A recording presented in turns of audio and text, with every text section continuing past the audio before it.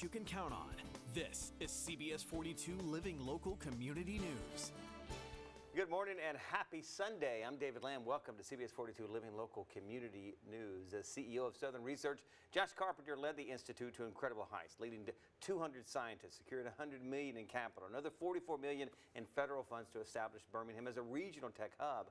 Carpenter is leaving Birmingham to take on an incredible new opportunity in Tampa, Florida. Josh, good enough to join us now. It's good to see you, my friend. Good to see you, David. Thanks for having me. Congratulations on this new opportunity. I hate it. A lot of folks locally hate to see you and your family leave. But first of all, just kind of tell us what you're going to be getting into in Tampa. Well, thanks.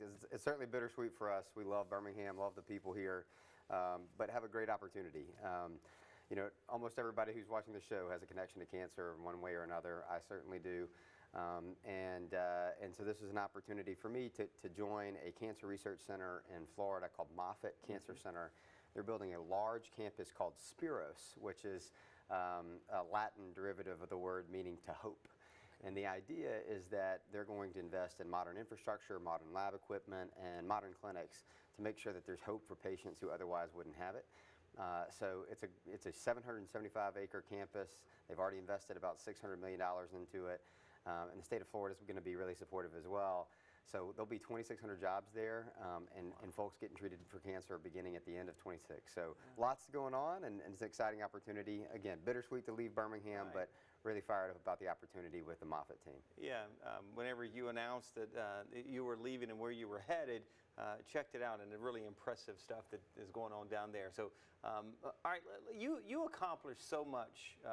Just when you were, we're going to cover a little bit of your career, so just go with me here. Let's focus in on your time at Southern Research. How proud are you of the time that you had there? Well, I'm grateful for it, and I'm certainly proud of the team there.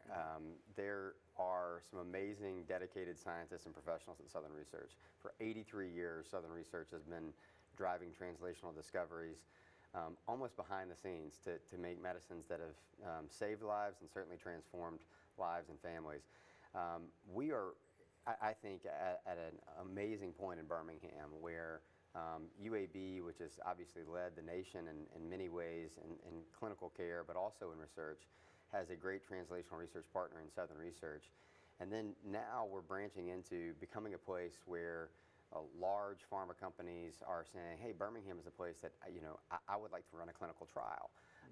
And I think by and large, patients will benefit from that, and so will the economy. So I'm really excited about what Southern Research has done, and you know, confident in its future as well. Right. Now, you are leaving quite a footprint in Birmingham. Your impact dates back to your days with the city of Birmingham, and then launching Birmingham Promise and the impact that it's had. Also, your work at UAB.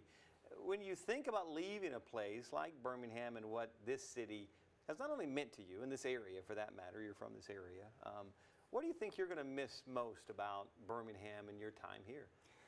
I'd say that it might be trite, but walking into a restaurant or a coffee shop and, you know, when the bell rings, seeing several people that I know and that I care about deeply.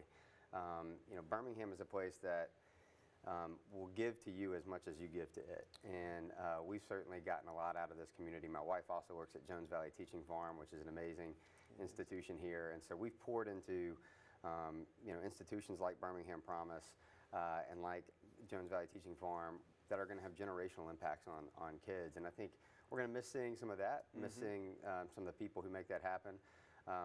But you know, there's an energy and I would say a rugged determination about Birmingham that has always been compelling to me. You know, my mother grew up here. She actually went to Inslee High School, so we have family in the area, and Birmingham was always the big city, and a part of it will always be home for us, and we'll find ways to stay involved, but at the end of the day, it's the people that we'll miss the most. Yeah. I want to get to breaking down some of the Birmingham economy and some of the things happening here, but I really feel I'd be remiss if I didn't ask you, because you have had some incredible jobs, and you've really given yourself totally to them.